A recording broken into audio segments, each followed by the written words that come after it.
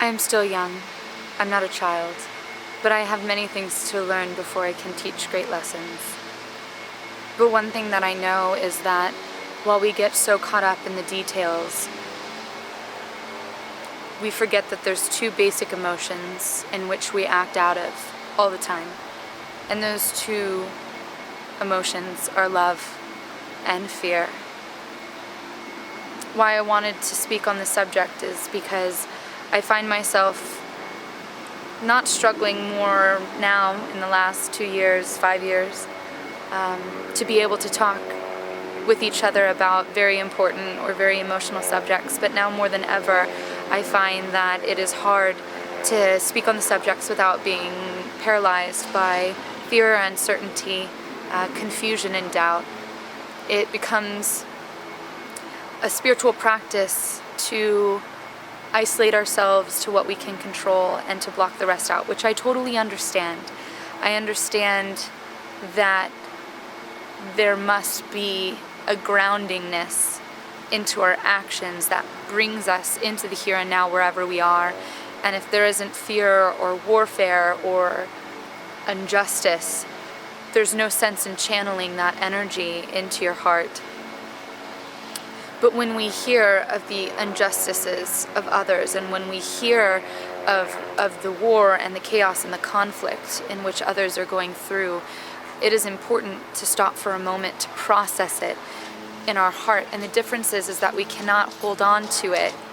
That manifests as dis-ease into the body when we hold on to any energetic imbalances or when blockages occur in the body by not allowing things to flow through and to let go.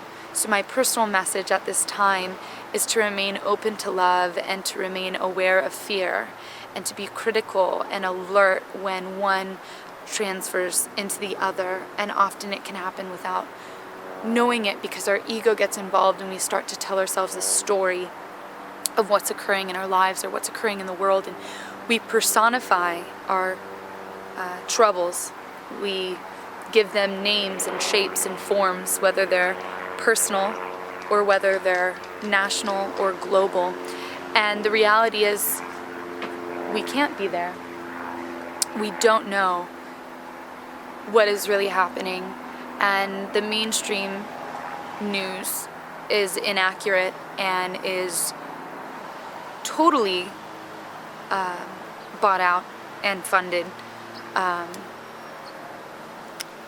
So to be unaware of that. So alternative sources become our mainstream for getting accurate information, but it doesn't mean all of that is accurate as well. So there is a process within waking up or hearing of issues that you don't see in your own community but that you feel in your heart.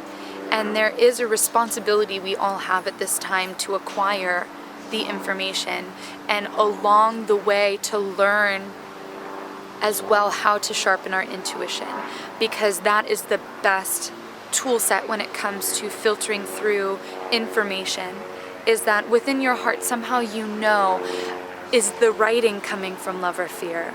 Is the reporting coming from love or fear?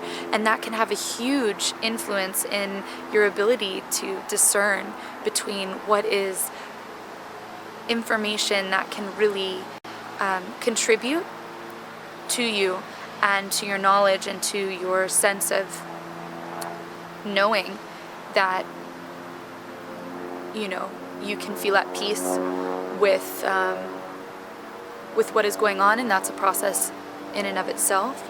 A lot of us feel fear innately when we're exposed to the injustices that are occurring right now, but there's no way to run from it, there's no way to hide from it, and I only speak on my own experience of feeling the same way. A hole in the ground would be a much more efficient place to find to just negate all of the information, and we are in the information era, so being critical is very challenging. And I just had to take a moment. I had been wanting to make a video for a very long time just to share myself, to share my heart, and it is a very interesting experience that I hope to get better with, but I hope to continue. And along the way, any questions or guidance when it comes to information, insights, topics, I would love if you want to contribute into this journey, to release anything yourself, to give me suggestions of events or aspects of our reality or of our mind that we may be struggling with or need to learn more about, for I'm on an unfolding learning path continually with my own sense of self and my own sense of service to others and to the planet. And this is just a reminder to choose love over fear, to recognize fear and to not feed it, because literally fear is an energetic food source for those who have allowed themselves to transition into the realms of inducing fear and feeding off fear, and those people deserve the most love, and that can be challenging and difficult, but I bless you on your journeys. I stand with North Dakota against the pipeline, and I'm aiding with all of my prayers and goodwill towards not only their cause, but the fate of all of us that rests in the jurisdiction of this particular issue. Be well, be safe, be blessed, activate your work, and take it forth into the world. Namaste.